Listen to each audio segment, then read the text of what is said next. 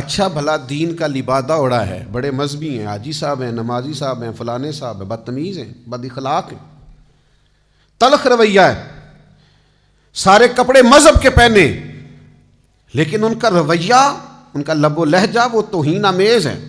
آپ نے مذہب کا لباس پہن لیا ہے، اس کا مطلب ہے آپ آزاد ہیں، جس کی مرضی آپ بے عزتی کر دیں۔ بعض لوگ دینی ہو کر، مذہبی ہو کر، نیکی کا نام لے کر وہ بدتمیز ہوتے ہیں، بد اخلاق ہوتے ہیں۔ آپ پوچھ لیں جا کر کے ان کے اہل خانہ سے اور ان کے ساتھ رہنے والے لوگوں سے کہ ان کا رویہ ٹھیک نہیں ہوتا، تو کیا یہ نمازیں، یہ روزے، یہ حج، یہ زکاتیں، یہ عبادتیں، یہ تسبیحیں، یہ خیراتیں، یہ بڑی نفع بخش ہوں گی؟ سنو، امام بہقی حدیث لائے، نبی پاک علیہ السلام کی خدمت میں عرض کیا گیا، یا رسول اللہ، ایک عورت رات کو نفل پڑھتی ہے، دن کو روزہ رکھتی ہے، ساری رات نفل پڑھتی ہے، اتنی عبادت گزار ہے، ہر روز نفلی روزہ رکھتی ہے، لیکن حضور وہ بد اخلاق بھی ہے۔ اور بتانے والے نے وضاحت دی کہ یا رسول اللہ، اپنی زبان سے اپنے پڑوسیوں کو تکلیف دیتی ہے۔ پس منظر پھر سمجھو، ساری رات نفل پڑھتی ہے، ہر روز دن میں نفلی روزہ رکھتی ہے، یہ معیار اور یہ سٹیٹس ہے اس کی عبادت کا، لیکن حضور بد اخلاق ہے، اپنی زبان کے تیروں سے، اپنی زبان کی تلخی سے اپنے پڑوسیوں کو تکلیف دیتی ہے۔ دو چیزیں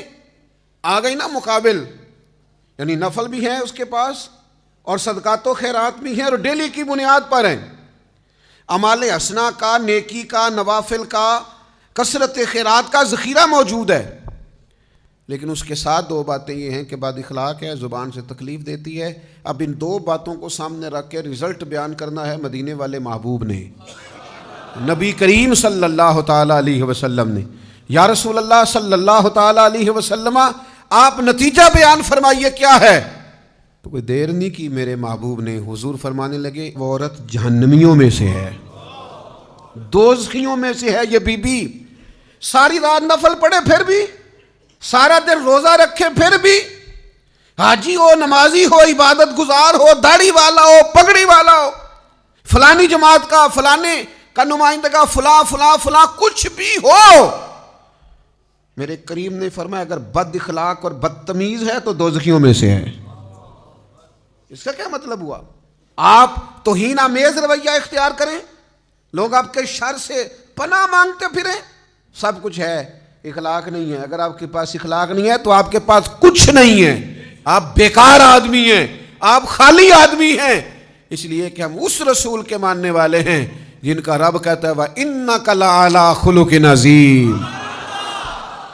محبوب آپ کا صرف اخلاق نہیں، آپ تو خلق عظیم والے ہیں، خلق عظیم والے ہیں۔